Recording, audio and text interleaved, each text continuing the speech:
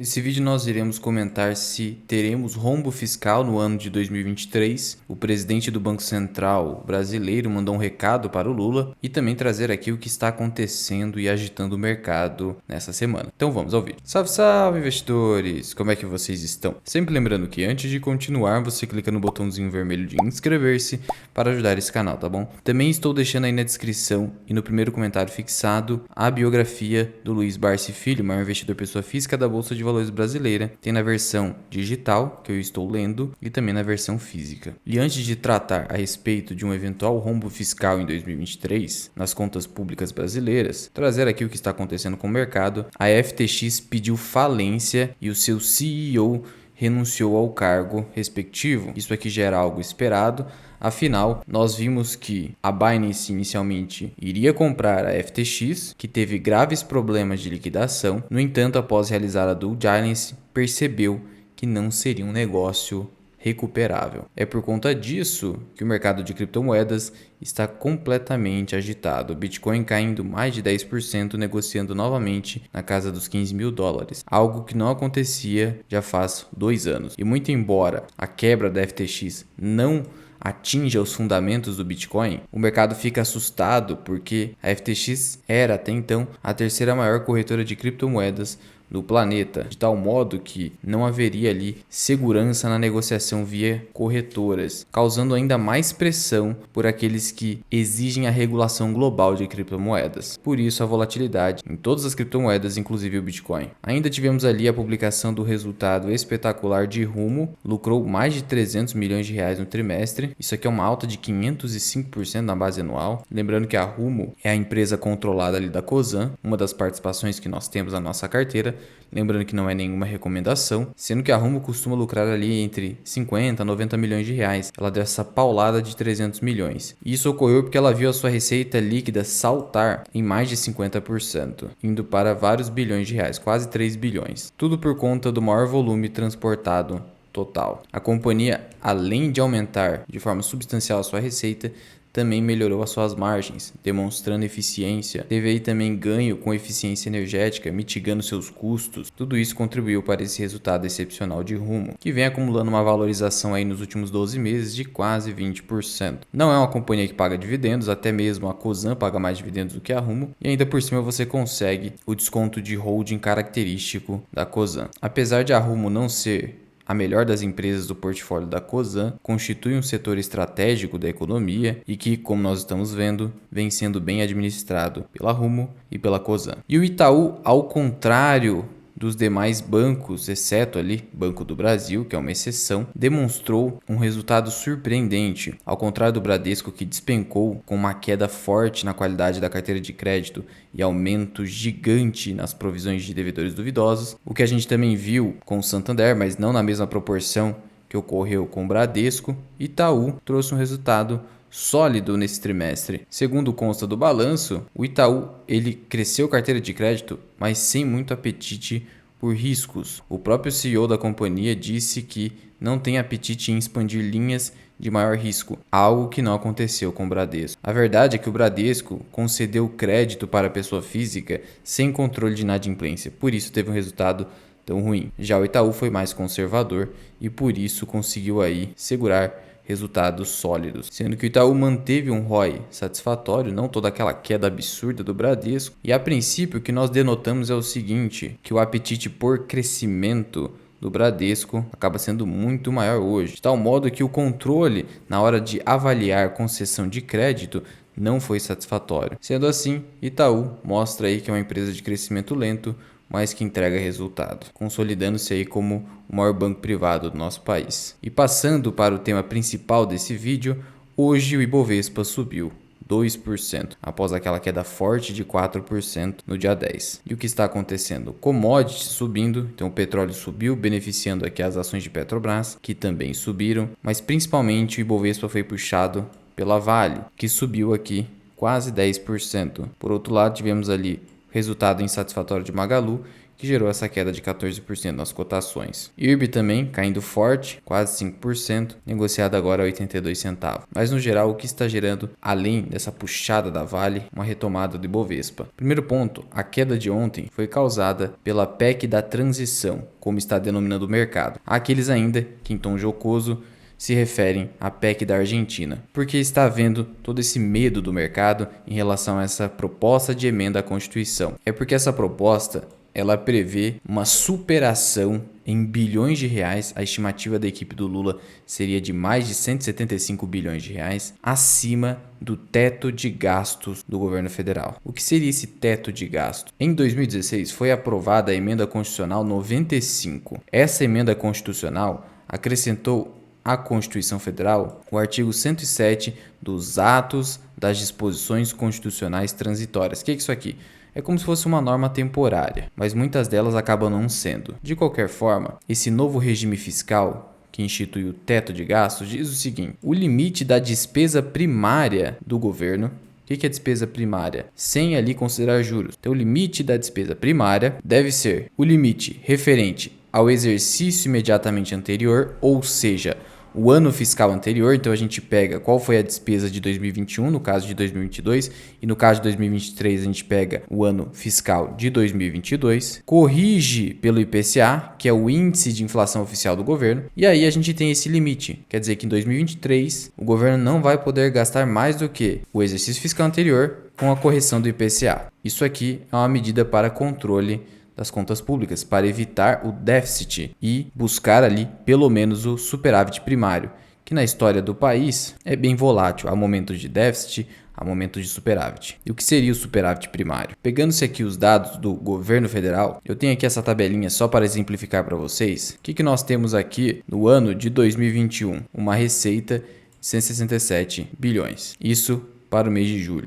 E 2022, 199 bi. De despesa, 158 bi aqui e 143 bi aqui. No final das contas, nós temos aqui um resultado de 19 bilhões de reais de saldo positivo, ou seja, a receita superou a despesa, sem considerar de novo os juros da dívida. Quando isso ocorre aqui, há o superávit, um resultado positivo. Isso aqui significa, entre aspas, que o governo fez a sua lição de casa ao não gastar mais do que arrecada. E isso vem acontecendo aqui nesses últimos 2 anos. Para você ter uma ideia, essa é uma última publicação aqui do Banco Central. O setor público consolidado registrou superávit primário de 10 bilhões de reais em setembro de 2022, ante um superávit de 12,9 bilhões em setembro do ano passado. Só há equilíbrio nas contas públicas quando há o superávit, ao menos primário. Lembrando que a política fiscal é um conceito econômico relevantíssimo para a economia, por isso os governos não podem ignorá-la. Até porque um governo que não respeita uma política fiscal que seja responsável, isso afasta investidores. Não há investidor que queira investir num país que não tem compromisso com a responsabilidade fiscal. Isso acaba gerando em cadeia diversas consequências negativas,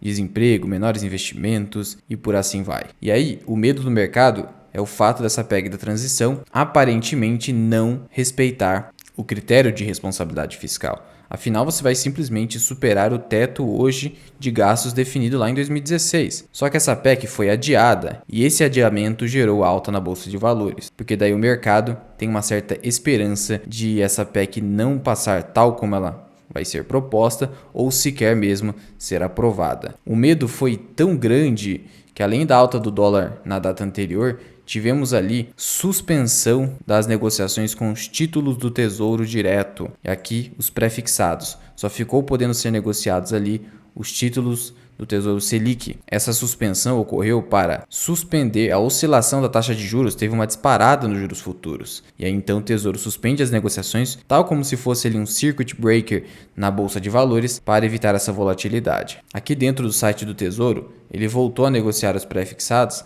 mas até um tempo atrás, até hoje, horas atrás, você só conseguiria negociar aqui o Tesouro Selic 2025 e 2027. E aí o arrefecimento do temor do mercado ocorreu por esse adiamento. Essa PEC inicialmente, ela pretende furar o teto de gastos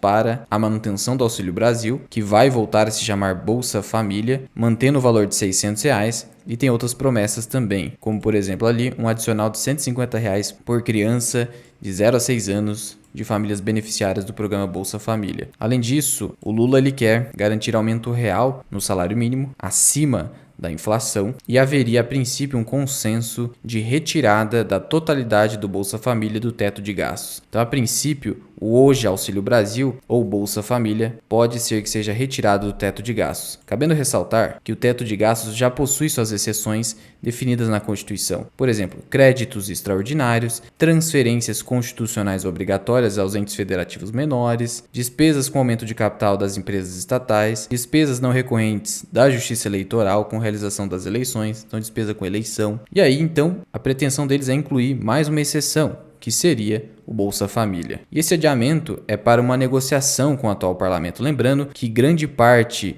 dos parlamentares atuais não foram reeleitos, de tal modo que a negociação com eles fica mais fácil, digamos assim. Afinal, eles não têm compromisso com a próxima legislatura. É aquela ideia assim, o que eu vou perder agora? Sendo que uma proposta de emenda à Constituição não é nada fácil de ser aprovada, precisa de 3/5 dos votos dos parlamentares, isso aí representa 60% de aprovação. Então não é nada fácil aprovar uma PEC. E aí nessa linha, o Roberto Campos Neto, que é o atual presidente do Banco Central, disse que o cumprimento da meta da inflação, que é definida pelo Conselho Monetário Nacional, depende do fiscal, da política fiscal, e a população sofreria com um desequilíbrio fiscal. Ele ressaltou ali que o mercado está sensível ao debate sobre as contas públicas. Ele destacou aí, por exemplo, que o governo deve sim olhar para o social, mas principalmente para o fiscal. Abre aspas. Se não tiver equilíbrio fiscal e começar a afetar outras variáveis, vai achar que fazendo um gasto adicional muito maior vai ajudar a sua casa a gerar emprego e atender a população carente, mas na realidade pode estar tendo o efeito oposto. Ainda ele destaca: se você desorganiza o mercado, diminui o investimento, gera instabilidade e acaba gerando desemprego. Essa é a equação que o governo tem que resolver e o Banco Central vai trabalhar junto. Ele destacou aqui que esse movimento de queda no mercado foi uma demonstração de sensibilidade em relação ao fiscal e que, muito embora o Banco Central e a sua presidência se refira ao presidente Jair Bolsonaro, se trata de um órgão técnico que possui hoje autonomia e que vai tentar cooperar no máximo que for possível com o atual governo eleito. E para quem ainda não entende o que é a autonomia do Banco Central, que muitos falam, ela veio garantida numa lei que entrou em vigor no ano de 2021. E essa lei é a Lei Complementar 179 de 2021. E o que ela traz aqui, por exemplo, a título de autonomia? Que o presidente do Banco Central, ele tem um mandato, ou seja, ele tem um mandato fixo, ele não pode ser exonerado a qualquer momento. Com início no dia 1º de janeiro do terceiro ano do mandato do presidente da República. Ou seja, o mandato do Campos Neto começou no terceiro ano do Bolsonaro, de tal modo que ele ainda tem mais 2 anos no governo Lula. E o Lula não vai poder exonerar o Campos Neto, que tem uma postura mais liberal. Tanto que os casos específicos de exoneração são a pedido ou em caso de enfermidade ou sentença penal, ou seja, casos graves, ou a próprio pedido do presidente do Banco Central. Mas como destacou ele aqui, apesar dessa autonomia, o órgão é técnico e apesar de alguma divergência com o atual governo eleito, ele vai cooperar no máximo que for possível. Mas deixando uma advertência aí para o Lula para se preocupar com o fiscal, que o mercado já está de olho. Já que, certamente, tal como prevista inicialmente, a PEC da transição geraria sim um desequilíbrio nas contas públicas e provavelmente geraria déficit fiscal para o ano de 2023, um rombo no geral. E precisamos lembrar que o mundo inteiro está sofrendo com as contas públicas e o Brasil não pode dar bobeira. Por exemplo, o ministro das Finanças do Reino Unido alerta para rombo considerável nas contas públicas ali do gigante europeu. Então, se a Europa está com essa dificuldade de controle das contas públicas, imagine o Brasil, que está conseguindo apresentar superávites, mas se o Brasil der mole, ele vai voltar a apresentar rombos consideráveis também. Mas já vai deixando aqui nos comentários. Você acredita que a declaração do presidente do Banco Central foi razoável? Você acredita que teremos responsabilidade fiscal para o ano de 2023? Conta aqui pra mim da Mirai. Muito obrigado por ter ficado comigo até aqui. Eu sou o Luan, esse que é o canal Mirai Invest. Até o próximo vídeo. Fui!